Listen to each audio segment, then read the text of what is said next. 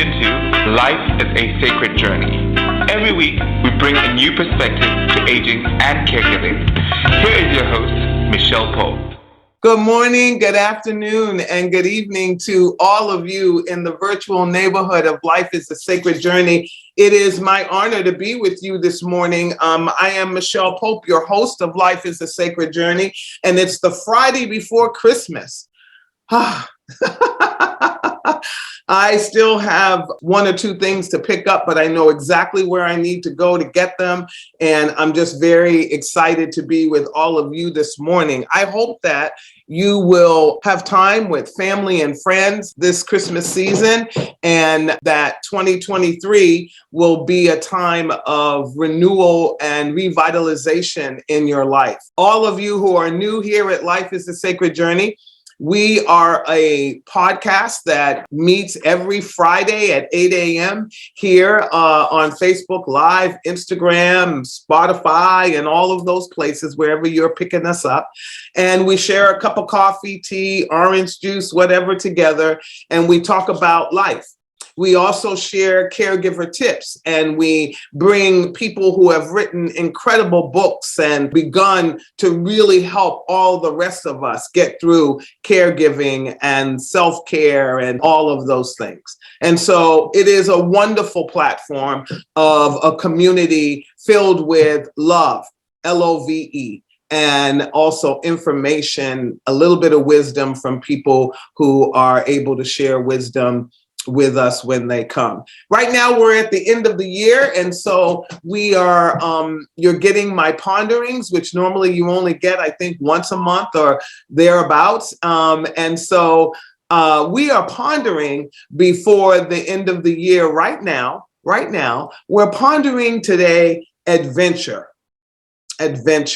And so I want you to hit that share button, pick up the phone real quick or text somebody and have them join us here this morning on Life is a Sacred Journey, because we're going to talk about an adventurous life and what that does to us and for us as we age in place, as well as if we are caregivers or young people beginning to live out your best life, your best journey. I believe you have to look at life as an adventure. So again, welcome to Life is a Sacred Journey. Good morning, good evening, and good afternoon, wherever you are. I have to say, yesterday was my daughter's birthday, and some of you who are my friends on Facebook know that we went to Disneyland, and just a wonderful shout out to all the people that work at Disneyland. You are amazing people because you put up with the rudeness and the ignorance of humanity. I watched, because I sat a couple of times and just watched the way people can be so mean and so cruel and so privileged when they're in a place like Disneyland. I could not believe that they came to the happiest place on earth to bring their gobbledygook. So to all the people at Disneyland, Disney Downtown, the guards, the monorail, everybody, the characters who got bum rushed. I mean, they have to have two people with the characters because people bum rush them, are teaching their children to bum rush them and get angry when they say there's a line or please move over here or walk with for your selfie. Get angry. I didn't understand it. And the other last thing about my trip to Disneyland, you can go on Facebook to see the pictures. I had a fabulous time with my daughter. It was amazing. I believe, and again, everything on Life is a Sacred Journey, we have our disclaimer down there, is my thoughts, okay?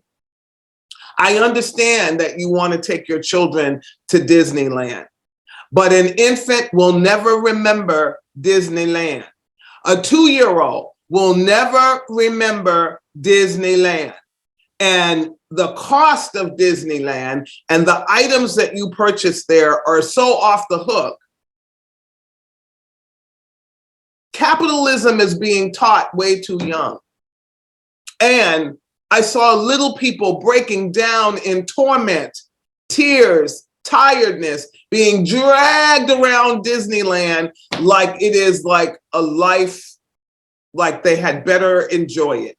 So, think about these things as you ponder 2023. First of all, where you spend your money, and do things that are age appropriate for little people, because we're torturing them when we expose them to stuff that they're not ready for. And then you're mad when they can't get on the rides because they're not tall enough. So that oh yes, Disneyland, I loved you, and that I had to do that for you because I watch how you suffer under the oppression of that behavior. And so hopefully, I don't know how many people watch Life is a Sacred Journey, 1,000, whatever, 900 and something people will take that into their lives and share that with others. So, because that was wild. I watched, me and Jade watched that go down, and it was just like, oh my goodness. Anyway. Had a good time in Disneyland. So today's topic for my pondering is adventure. And I have been pondering adventure for a very long time. And the reason is because I have lived pretty much my whole adult life caring for other individuals, or being in a caring situation, or being in school or whatever, where I was not able to travel as much as I wanted to in my 20s and a little bit in my 20s, but my 30s and 40s primarily, and some of my 50s. I mean, just really busy, living life, single parent, all those kinds of things that just kind of draw you into not buying tickets and going places. But I realized adventure during that time, and again, I've been pondering the word adventure and an adventurous life for quite some time. And I've been pondering it because I realized that having an adventurous life is not always about traveling somewhere else. It's a part of it. It makes life really an adventure. It's the icing and the candle on the cake. But an adventurous life means being willing to do things. The first thing I found out is to do it alone. That sometimes you can't wait for your friends. You can't wait for your family to say, I want to go do this. I want to go do that. You have to be adventurous. Be safe. Always be safe. But you have to be adventurous enough to, if nobody wants to do it but you, go do it. Go do it. And that adventurous thing takes courage. It takes discipline, because you have to plan for it a little bit more, particularly if you're doing it as a solo act. And I say to you, do some things solo. Go out into the world and experience it all on your own senses. And, the thing when I travel out of the country that I realize is because there's new languages around me. I have to make sure that my safe zone is always safe. I have to be super alert to new geographies and how to navigate those geographies and what's safe in those geographies. But it creates an adventure for me in doing that. The planning of it, the excitement in your DNA when you're putting it all together. So plan your adventures so that and some things you can't plan for, because life happens no matter where you go, no matter what you do, life happens, and you cannot plan for things that cannot be planned for. But you can plan for the basics so that you feel safe enough. Making sure you have the right shoes wherever you're going, whatever terrain you're on, making sure that you have the right clothing so that you're not experiencing being cold or too hot or all those things, making sure that somebody has your itinerary or that you have a text check-in time. All of those kinds of things make it so that your life can be adventurous, and always have somebody that you check in with when you've landed, where you're going, meaning not flying, always walking, whatever you're doing. And then when you get back, when I go for my walks or hikes or whatever, first of all, my kids know every time I leave my house, because I have cameras all around my house. So they know, and they're hooked up to their phone. So they know when I come and go. But I always text them, particularly if I'm going on a hike into the woods, so that they know. And they know I should be home by a certain time. So I'm just giving you all that before we get into the heart stuff of adventure, adventure, because adventure does require you to make sure that you experience that adventure and have warm fuzzies about it so that you don't have to come home and feel like it was the worst experience of your life. And some of your adventures are not going to be like your top 100 things, and they may drop really low, but because of something that happened or something that you had perceived was going to be that adventure or experience. And that's why I also say go into every travel experience or every adventure that you choose on a day-to-day basis. Think of life as an adventure and go into it with an understanding that something good is going to happen, and not go into it that something bad is going to happen, because every day is an adventure. That's my phone. I think that might be some of you on Facebook. Thank you. I don't have it. I had to charge it, so it's on the floor right now being charged. But share, hit the share button and talk about your adventurous life. So I'm going to talk about passion for a minute. And I'm a very extremely passionate person. I love everything to the fullest. When I'm eating, I enjoy the flavors of food. When I drink coffee, I like great coffee. I like it to taste. I like the bite of it. Whatever it is, I'm passionate about it. And things that I can't be passionate about, I become disinterested in those things very quickly, because that's just my DNA and how I'm made up. So adventure for me, evokes the word passion. Going out into the world with a passionate mind to care for other people, to bring joy wherever I go, to bring hope wherever I go. This Advent season, to bring love wherever I go. All those things, hope, peace, joy, love, and connection, fuel my passion to live out my life in an adventurous way. For some of you, what are the things that fuel your adventure? Write those and share those in the chat right now, whether you're doing this on Instagram or Facebook. Write down what makes life adventurous for you. Are you, when you get excited, do you hold your excitement, or are you the type of person that shares that excitement no matter where you are and no matter where you go? You're like, yay! On the plane going down to Disneyland, I was sitting next to a man, and we never exchanged our names. And, I never told him my name. He never told me. I never asked him. But we engaged in this incredible conversation. And he was passionate about his life and his family and his son. And he showed me a picture. And I was telling him about Jade. And Jade involved in the conversation. With the three of us had such a wonderful time. And we never exchanged our names. I never asked that man what he did for a living. We shared and intersected on a plane for an hour and a half going to Disneyland, he going to a business meeting, and just really humanity to humanity. And it was an amazing thing. And so be passionate about being joyful in spaces that you go, because you're always going to run across the schmucky person that really doesn't want to bring passion or joy or happiness or anything. But you know what? You don't have to worry about them, because they will soon disappear, meaning they're almost like a part of a picture, but they're not the focal point of the picture.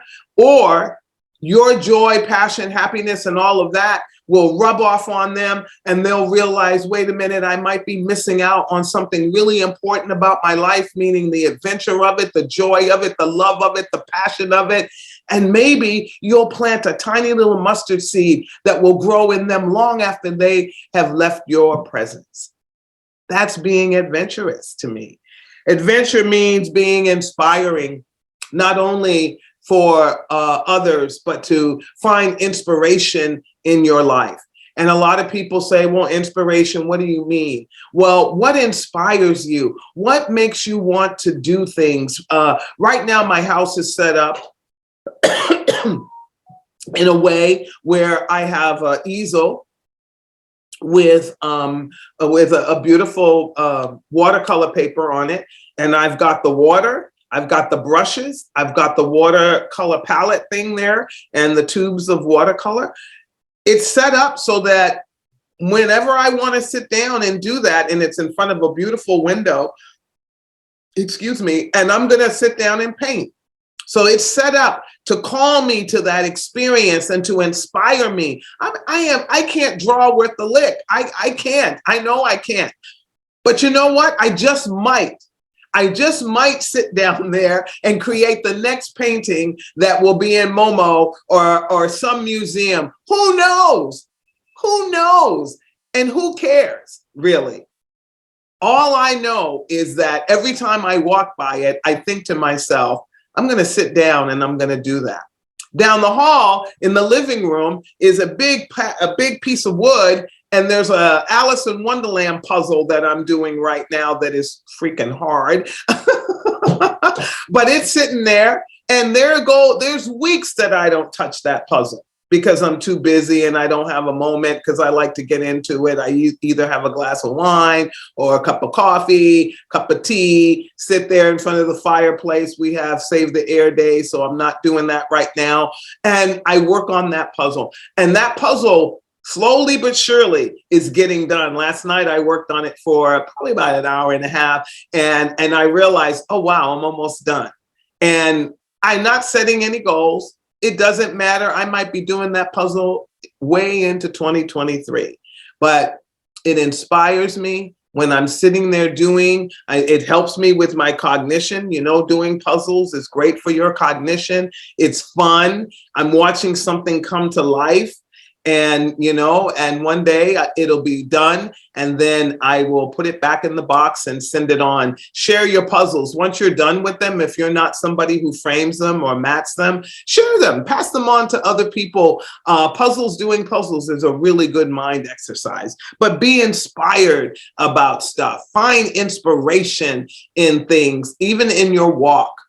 I went for a quick walk, Sunday morning early, and because I had to be at church for the cantata, so I went for a good walk, and the sun was already up. It was really foggy, and it was so magnificent. I looked up, and there was a little breach in the fog because it was dense, like coming down fog, and I could see that the sun was coming up, and just a little ray of sunlight came through that fog, and it inspired me so deeply.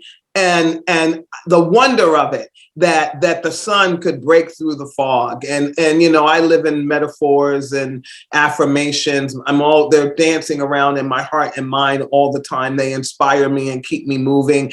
But that inspired me in that moment. And I was just standing there in awe in the silence of the fog, watching that happen. And I just thought, this world is really magnificent, and how lucky and blessed I am to be alive, to live this adventure, to live during this time, and when many others are not, and they've already passed away, or they've taken their life, or whatever, or that I have a home that's warm that I can go to. No, it's not elaborate. It's not huge. It's not $1 million boom, bang, boom, but it's a home, and I can lock the door and feel halfway decently safe, and all those kinds of things.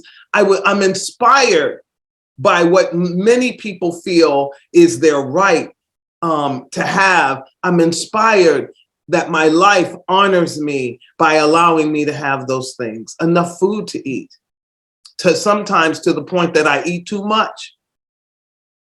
Be inspired about your life, enjoy it and love it, because it is a magnificent life if you can. There are those people out there that cannot, and I get inspired when I can help others, when I can cook a meal for somebody and take it to them, when I can go to the hospital and to say to somebody, fight for your life and I will pray for you, or whatever. Be inspired by those moments that you're connecting to another human being. Be inspired by the life that you're living, and do it with inspiration so that you can pass it on to other individuals. Be excited. Be excited.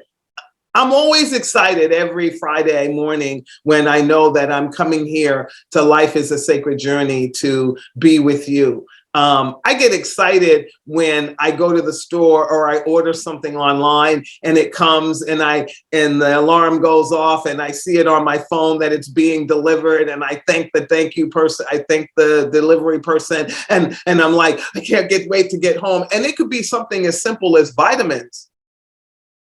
But I get inspired that, oh my God, my vitamins are there.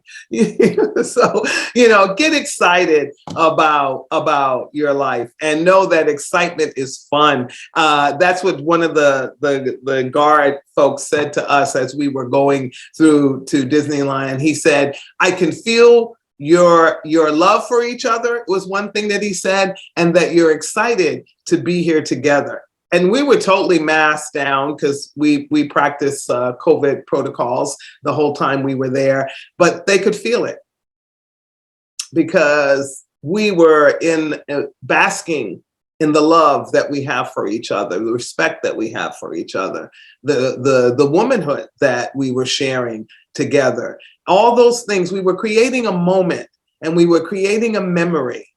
And we didn't spend a whole lot of money in tchotchkes that mean absolutely nothing. They're nice, they're wonderful, and yay. And I did get ears. Some of you know I did get ears. But we created memories that I hope I'll never forget, and that I will be blessed to remember them until the day I die, and memories that will give my daughter the strength and courage to live through the day I die. So those are the kinds of things that when you're excited about life, you're focused and you're focused on that. I got to see a good friend, Sister Stacy, the other day, and when she walked through the door, I was like a little kid, like when you see little kids on Instagram and all that, and they see each other and they're just like, ah, ah. Well, that's how I felt. I was like, ah, ah. And it felt so good just to touch her, to say I love you, to say Merry Christmas. And it has nothing to do with a gift. The gift is, she is the gift. Think of the people in your life as a gift. Felicia, you are a gift to me. Sandy, you are a gift to me. Nancy, you are a gift to me. Stuart, Jane, all of you, Sister T, you are my gift. All of the people that come to Life is a Sacred Journey, you are the gift to me. And so thank you for being a gift to me every Friday that I get to open up by saying good morning, good afternoon, and good evening, and welcome to Life is a Sacred Journey.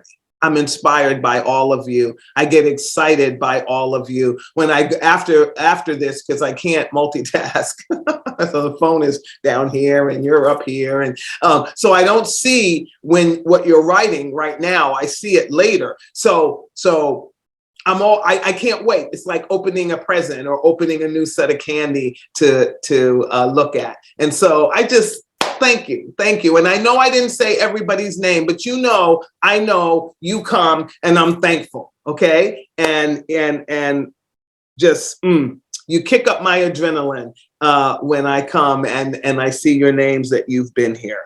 So I want to go over some quotes real quick with you, because I am not going to stay with you a long time today. I say that every pondering, but today for sure, because it's Christmas and I'm going to go downstairs and spend some time with our participants and then finish up some stuff and go buy that last minute present before it gets too crowded.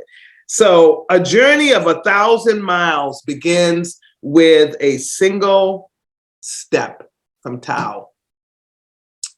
I love that. A journey of 1,000 miles begins with a single step. What will your single step be in 2023? Will it be to become an advocate for oppressed groups of other humanity around you? That's a wonderful step to take. Will it be a step to better health? Will it be a step to reconciliation with a friend or family member? I know family members that are coming together for the first time after many years of not being together. Will it be that? So take that first step so that you will have 1,000 steps in 2023 in that area of your life. But you got to take that first step first, right? Yeah. So I'll be with you. Take that first step. The best view comes after the hardest climb. Woo! That is my life. I love that. The best view comes after the hardest climb, and it's anonymous, the author of that. So it teaches us that the best adventure often comes after bad things happen. Death, despair, grief, anger. And don't let anyone tell you, because I'm passionate, I get angry really quick. Okay, I burn hot. My love burns that way too, right? I can love you passionately, but I can also be angry with you passionately.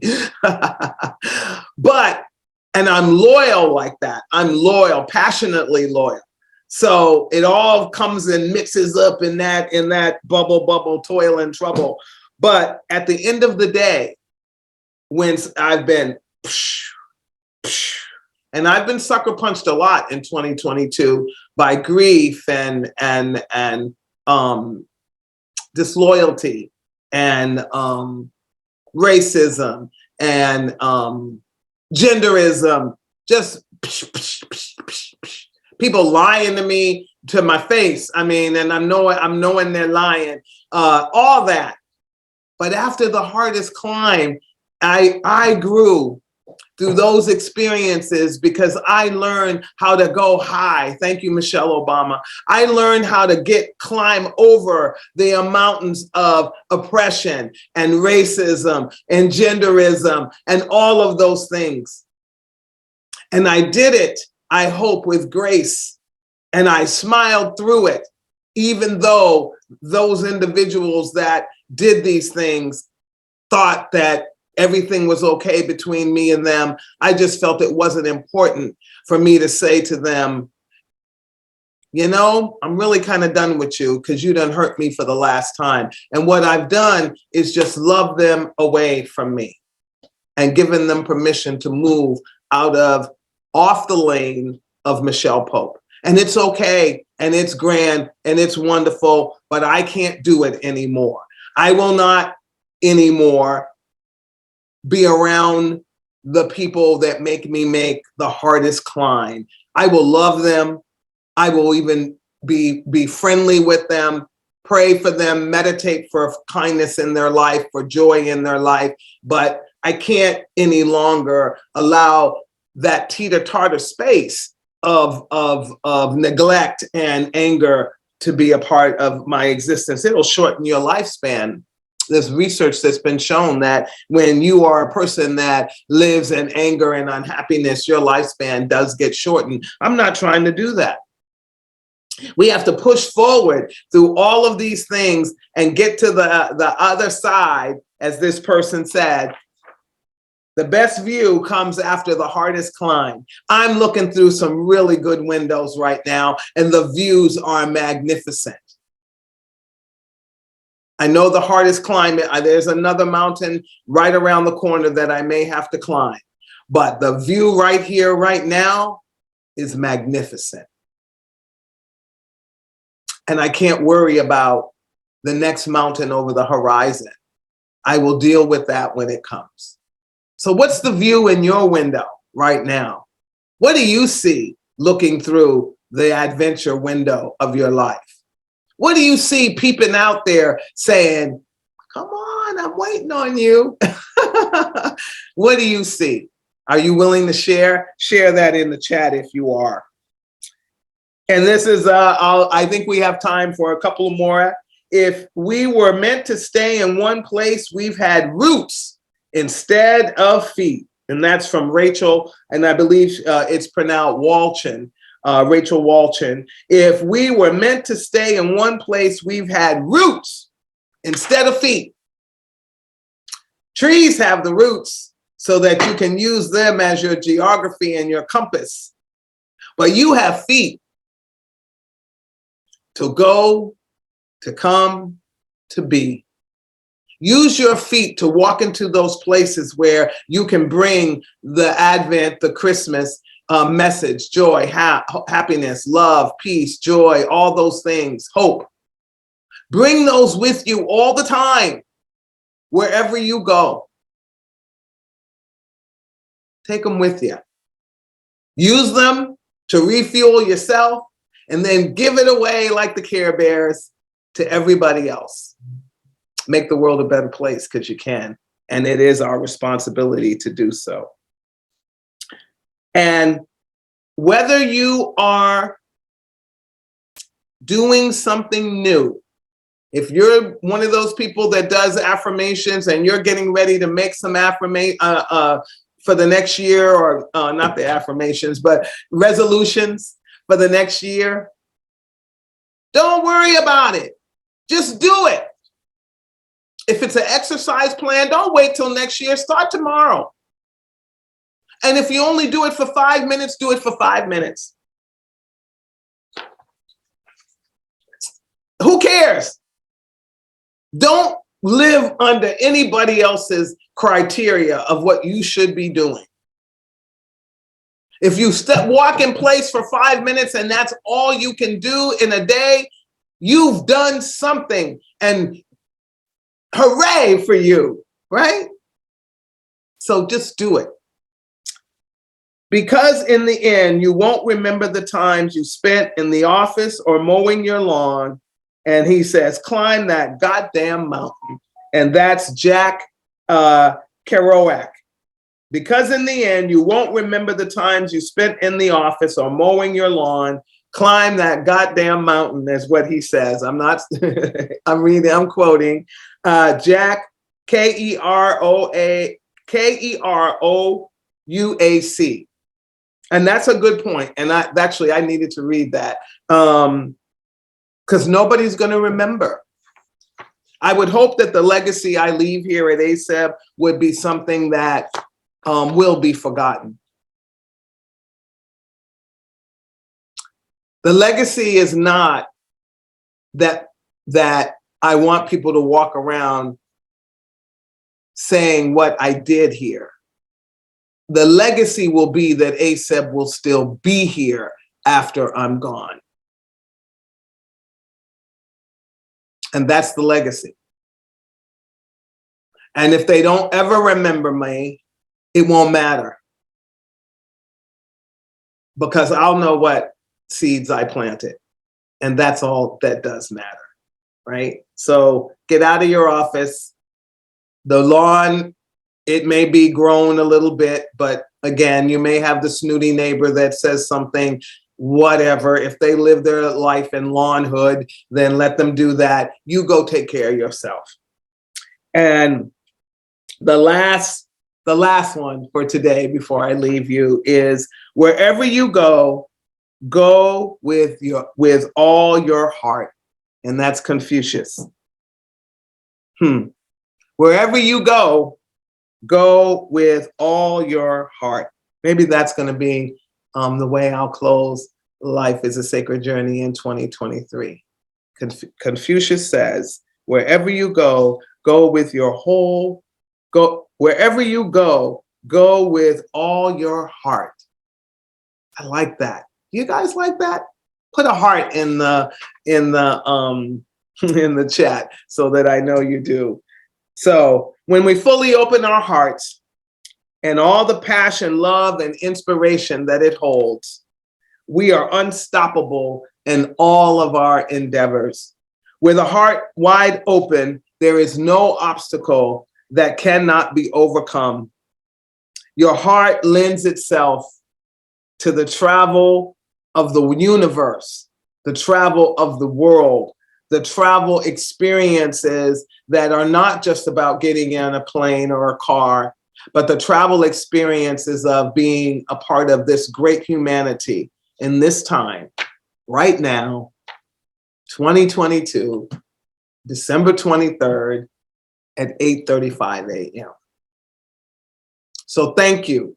Thank you all. I will be here next Friday because I will be. 988. This has been a horrific week.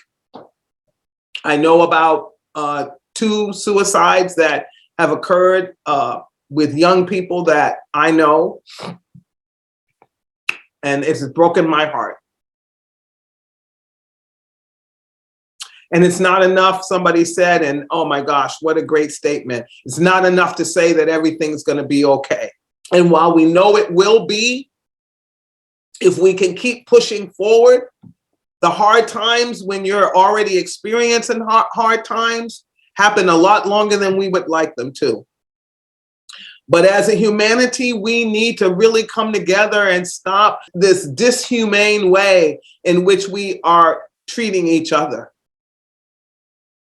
The harm that we are doing by bullying people, by making people feel invisible and inferior, by making people feel like that being Black or brown or a woman or LGBTQ is something that you and as an individual have a right to treat that individual with discouragement, hatred, anger, and a lack of love.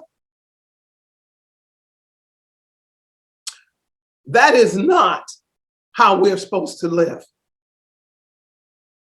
We are supposed to, one, mind your business. That if you really don't like all of that, just mind your business and go on your merry way and do your thing as a solo act and leave other people alone. You do not have to bully them. You do not have to write cruel things about them that will put them in a situation where they think they have to take their life because the world would be better off because you as one person and all your little cronies have decided that they are not a valuable person because of some criteria that has been forced down your throat that you don't even know why you're doing what you're doing.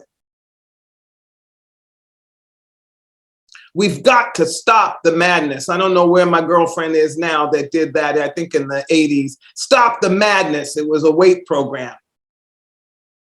But the madness is in here and in our hearts. And we keep going out into the world. I watched a lady on an Instagram thing, somebody sent it to me, and the man was hooting for the Patriots, and she had the audacity to go up and tell him to not hoot for the Patriots in her stadium. Who does that? What's wrong with you? It's a game. And there's an opposing side and another side, and everybody hoots for their team.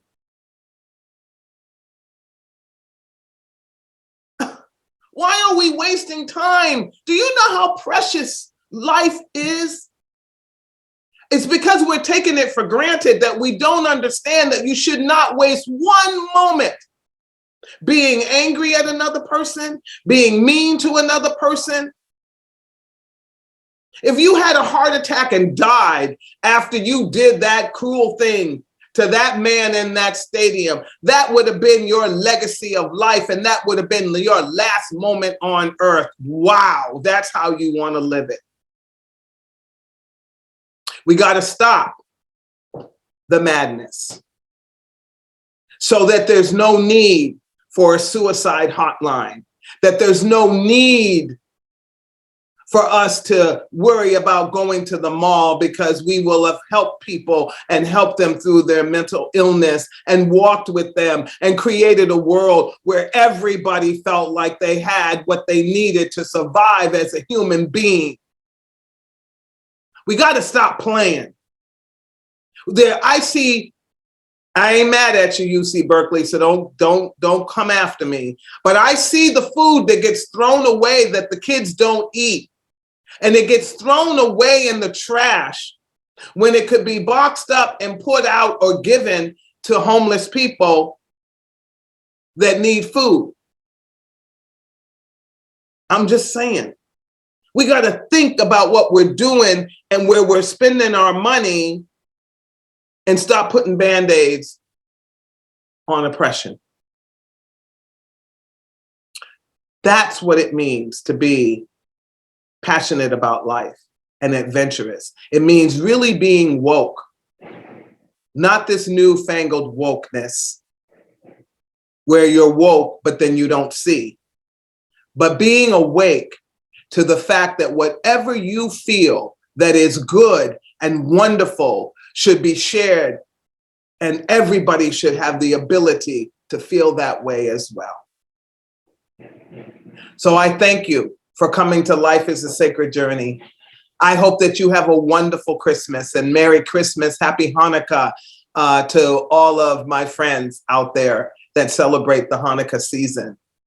Merry Christmas to all of us that share the Christmas story.